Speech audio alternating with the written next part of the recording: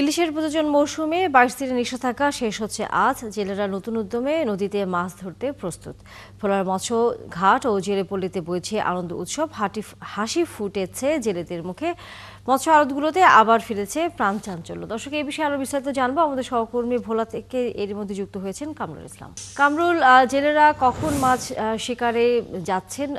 একই সাথে জেলেরা কি বলছেন যে এই ২২ দিন যে নিষেধাজ্ঞা ছিল সেই সময় তাদের বারবারই যে অভিযোগগুলো থাকে যে তারা ত্রাণ পান না, তারা অন্য কোনো কাজ করতে পারেন না, এবারও কি সে একই অভিযোগ করেছেন তারা?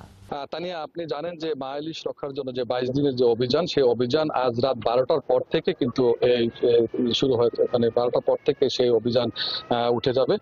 তাই কিন্তু ভোলার মেঘনা পাড়ে কিন্তু এখানে আপনি দেখতে পাচ্ছেন যে এই জেলেরা কিন্তু সারিবদ্ধভাবে কিন্তু এখানে ট্রলার, ছোট ছোট ট্রলার এবং বড় বড় যে ট্রলারগুলো রয়েছে সেই ট্রলারগুলো তারা এখানে সারিবদ্ধভাবে রেখে দিয়েছেন।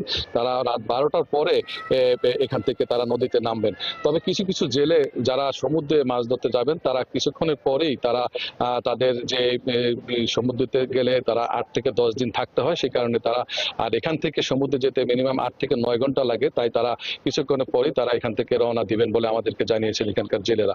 তবে আমরা দেখতে পাচ্ছি যে এখানকার যে জেলেরা রয়েছে তারা তাদের নৌকায় তাদের যে আসবাবপত্র যাই রয়েছে সবকিছুই তারা নিয়ে প্রস্তুত রয়েছেন।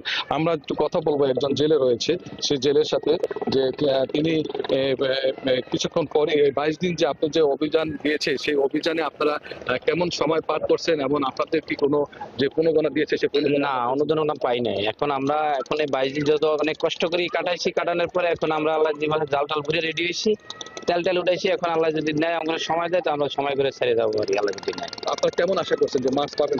বাস পাইম আশা করি, ছেড়ে আল্লাহ যদি বাঁচায়।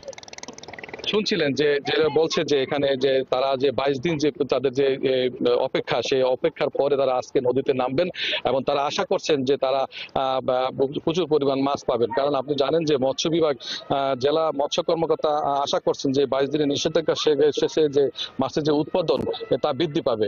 যে তাদের যে লক্ষ্যমাত্রা রয়েছে ১,৭০,০০০ মেট্রিক টন, সেই লক্ষ্যমাত্রা কিন্তু অর্জন হবে বলে জানিয়েছেন। এছাড়া এখানকার জেলেদের জন্য যে নিবন্ধিত যে চাল রয়েছে যে ২৫ কেজি করে। ধন্যবাদ কামরুল। আপনার মাধ্যমে আমরা শুনছিলাম যে জেলেরা ২২ দিন নিষেধাজ্ঞা যেহেতু উঠে গেছে মাছ ধরার, তারা আজকে থেকে সেই মাছ ধরার প্রক্রিয়ার মধ্যে যাচ্ছেন।